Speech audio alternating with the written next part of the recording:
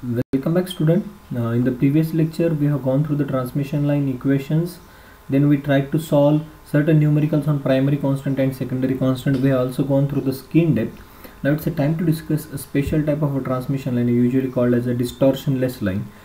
Before understanding the concept of distortionless line, let's understand what do you mean by a lossless line, and then we'll go for distortionless line. So there are two things that you need to remember. There are two types of line: lossless line and distortionless line. Now what do you mean by a lossless line? A line where no loss is present, or while signal is being transmitted through the transmission line, there is no loss of the signal, and whatever may be the transmitted part of the signal, you will get a received part as same as that of the transmitted signal. Now what are the condition for lossless line? If you do remember primary constant of the transmission line, we have gone through R, L, G, C. What is R? R is a series resistance of the conductor which is used for manufacturing of that transmission line. G is a conductance. G is a conductance of the medium between those two conductors. So if R is equal to 0, G is equal to 0, we usually call that type of a transmission line as lossless transmission line. So if R equal to 0, G equal to 0, then lossless line, or this is a condition for the line to be lossless.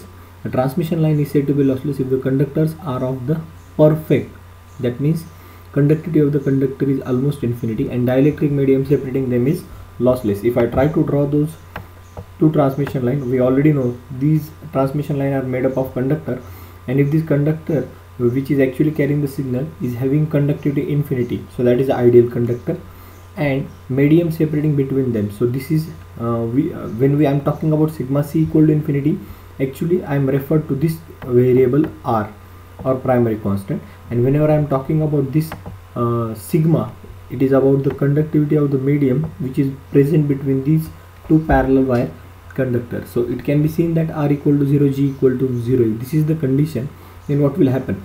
If you do remember the equations for alpha and beta, alpha equation are omega under root mu epsilon by 2, 1 more under root 1 plus sigma upon omega epsilon bracket square minus 1. Now in that particular expression of alpha and beta, you might have written it somewhere.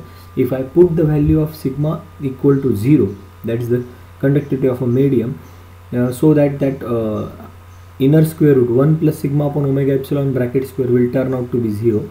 If that turn out to be 0, a square root of 1 is 1, 1 minus 1 will turn out to be 0 once again, and that 0 corresponds to alpha, so alpha is equal to 0. Similarly, if I try to find the value of beta, if I want to find the value of gamma, gamma equal to alpha plus j beta, alpha is already 0, so it will be 0 plus j beta, so it will be 0 plus j beta, and what will be the value of beta now? Beta value will be omega under root LC. Since we have put the value of r equal to g equal to 0, we will get this condition. So what are the conditions that you need to understand? The first condition is that alpha is equal to 0 for a lossless line, beta is equal to omega under root LC, and this velocity of the propagation u will be omega by beta as it was in the earlier case. And we already know beta value we have calculated as omega under root LC. If I put that value here, I will get velocity u is equal to 1 upon under root LC, or it is also equal to f lambda. Is it okay? If I try to represent this in terms of frequency and wavelength, it will become f lambda. And finally, this is the characteristic impedance of the transmission line. So characteristic impedance Z0. Now since Z0 is now become a real entity, since it is a Z0 equation, if you do remember, it was a formula for Z0, it is under root of Z by Y. So I will just write this value of Z0 here. So Z0 is equal to under root of capital Z by Y, that is R plus j omega L divided by G plus j omega C. We have solved the numericals based on it also, G plus j omega C. Now if R is equal to 0, G is equal to 0, so this turn out to be 0, this turn out to be 0, so only part remained j omega L upon j omega C. So j omega also get cancelled, and I have left with Z0 equal to R0. It's a real entity, there is no question of imaginary part. That's why instead of representing it as a Z0, I can represent directly the R0 is equal to under root of ELC. So these conditions you need to remember.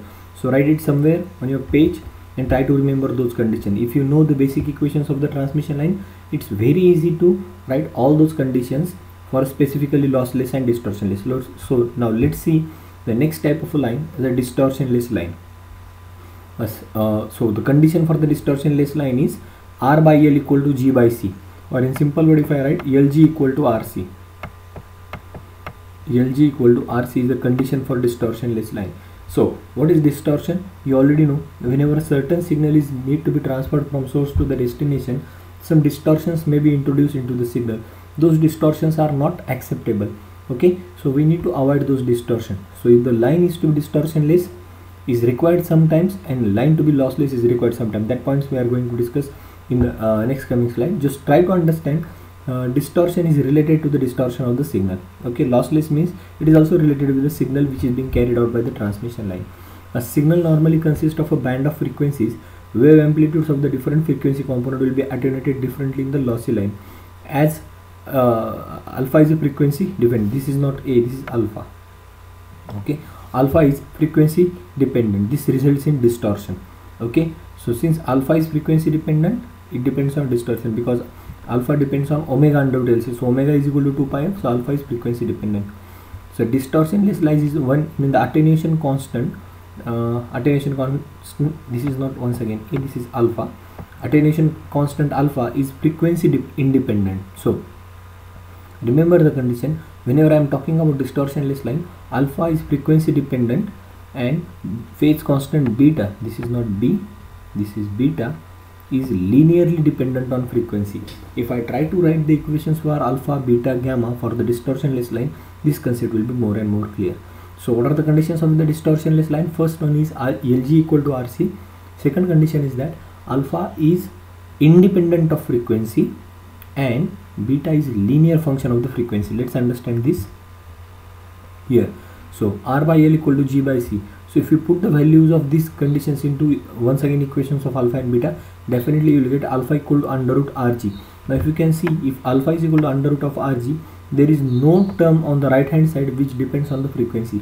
That means there is no term present of omega. So we say that alpha is independent of frequency.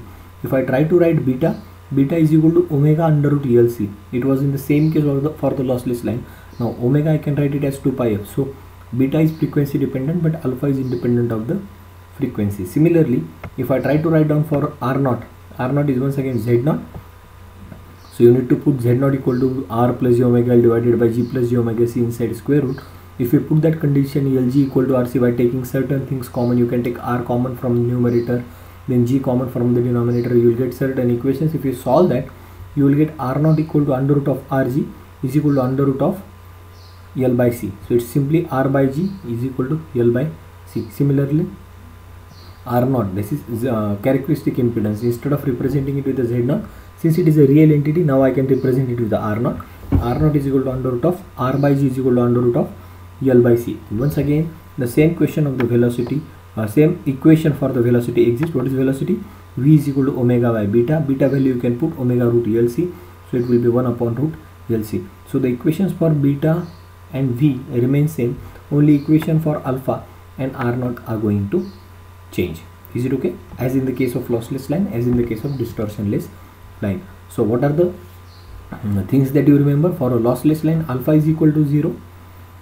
For a distortionless line, alpha is independent of the frequency. Okay.